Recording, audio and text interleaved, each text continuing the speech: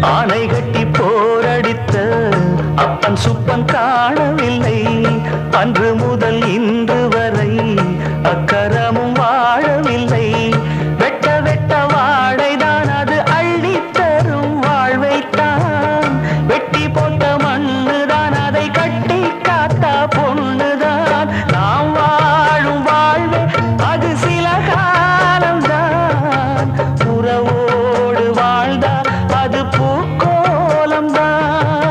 கெட்டாலும் பட்டாலும் உன் பேரந்தான்.